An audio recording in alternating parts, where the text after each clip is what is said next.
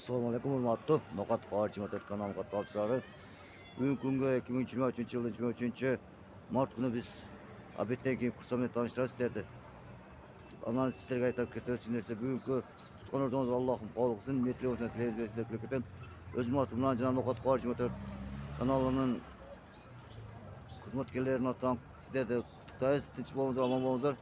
Bugun kurs qancha bo'ldi ekan? Sizlerden ma'lumot beramiz. O'shundan birga Payg'ambar sallallohu alayhi vasallam aytgan kimda kim orzu tutgan bo'lsa rayonda jannat rayonda beshiga kiradi degan. Baringizlar Payg'ambar sallallohu alayhi vasallam aytgan rayonda beshiga kiringizlar, tutganingizlar qabul bo'lsin. Kattagina bank jannat ko'rishamiz.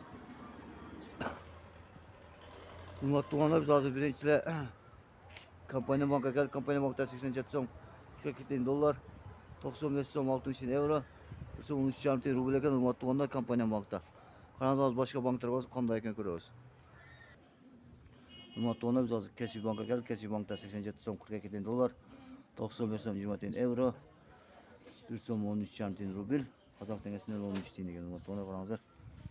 Hurmatli tuğanlar.